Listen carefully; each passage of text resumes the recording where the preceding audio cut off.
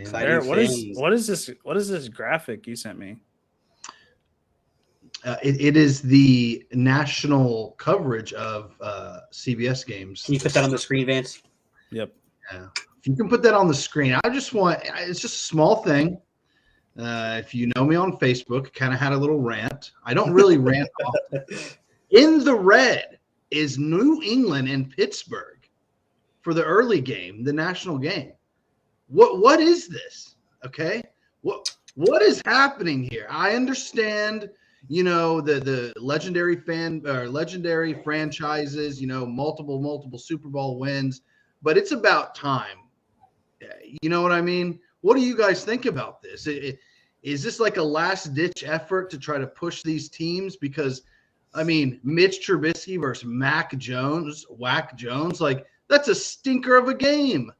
I know Steelers are 1-0, but wouldn't you rather have Blazing Lamar versus the vaunted Miami defense to try to get revenge of that Thursday night game last week? 2 1-0 teams?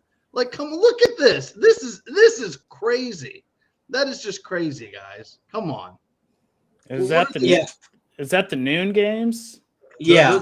That's the early games for CBS national. Let's see. What would I rather watch on CBS? Well, it has. If you look at the graphic, it has what games are going to be on CBS. Oh shoot! Yeah. I'm over here on the wrong page. Yeah, it has. So some places get Jets, Cleveland, Indianapolis, Jacksonville, blah blah blah. But you're going to put the stinky, shitty New England Patriots at not even Heinz Field anymore with the get 5 turnovers, and rely on an overtime field goal winning team. Barely win, yeah. Barely win, rather than the new, improved, explosive Miami Dolphins versus Lamar. That's all you have to say about Baltimore is Lamar. That's box office right there. But it's fine. It's fine because you know what? By the end of this season, Pittsburgh will have their first losing record under Mike Tomlin. Patriots are going to stink. Bill Belichick will probably retire. And we won't have to deal with this anymore next season. I'm just going to throw that out there. 2 bold predictions based on that horrible graphic. It's just box office seems a little bit of a stretch. Box office it might not be. What else is there? I wouldn't consider any of those games technically box office. Obviously, the Miami-Baltimore game should be the more televised game, but thank you. Yeah. They're basically doing it off the history of the franchises. That's where that's coming from. Yeah, they're not doing it off current. Wants to watch that. I know, I agree, but they're doing it off the history of the franchise, not so much the current state of the franchise. And that's fine. They deserve that, but that will be the end. This is going to be the last year for that bullshit. Mike Tomlin's not going to finish with a losing record, by the way, either. I think Mike Tomlin does finish with the losing record. I think he definitely do. Mitchell Trubisky has never had a losing record, and he's not going to start in Pittsburgh. Mitchell Trubisky was ass last Sunday. They should have beat the Bengals by 20 points with all those turnovers. They barely won. Whatever. Turn the ball over 5 times. Okay, your defense got you 7 of those points. Yeah, Trubisky couldn't move that sucker, dude. He had a good final drive to get him in that field goal range. Like that was good because I watched that. But yeah, I think he was kind of pedestrian most of the game. But why didn't the Steelers run the ball? They only ran the ball 22 times for a total of 75 yards. Najee did leave the game. You still have Jalen Warren who can run the ball. It's like you have backups for a reason. It's like you don't need to crutch your star running back. Let's see. Time of possession. Cincinnati had the ball for 43 minutes. That's why Mitchell Trubisky wasn't moving the ball. He barely had the ball. That's fair. That's not his. That's all his fault, though. What's his completion percentage? Attempts and completions. He went 21 for 38.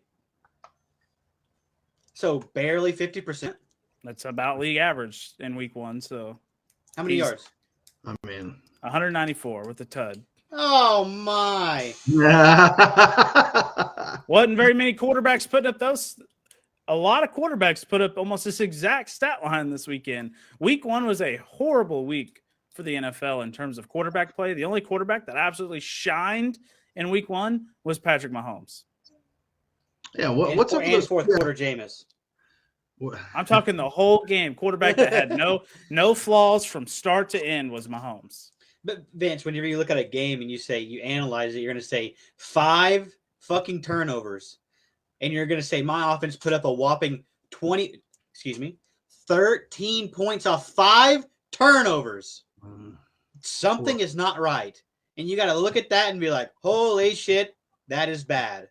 Can they turn it around? Can they turn it around? I don't think it has Maybe. anything to do with Trubisky. I think it has to do with the lack of the running game. Najee Harris went out, and they're so crutched on Najee Harris that they couldn't run the ball anymore. I mean, Jaylen Warren had 3 carries. Yeah. Chase Claypool had more carries than their backup running back. That's insane. That tells me that Pittsburgh is scared to run the ball with their backup running back, and they need to go get one. Latavius Murray was recently available until New Orleans picked him back up. I was like, there were running backs available when situations like this happen. A lot of teams are going to a 2 running back system. The Steelers choose to do a 1 running back system and crutch themselves off their star RB. And that's exactly what they did against the Bengals. They couldn't develop a run game. So the time of possession reflected that. Yeah. Mahomes was 30 for 39, 5 touchdowns. Yeah, Mahomes almost had an immaculate game. Yeah. Like, the only thing he could have done better is 4 more completions and went like 35 for 39. He probably would have had a perfect QBR. Sick. Yeah, he went off. I don't know. All those doubters that say that the Chiefs offense is going to be stuck, proven wrong in Week 1. That offense is going to be just fine. It's probably going to be the top offense. I did say that. I said they would be fine without Hill. I picked him to win the AFC West. Let's just keep that, let's keep reminding people. But yeah, if Steelers somehow make the playoffs, it's literally going to be because of that Week 1 game. I just know it. Like, that's how Steelers sneak in with some bullshit game that they had, just like that. It will be because of that. So just throwing that out there. I still think they will miss the playoffs.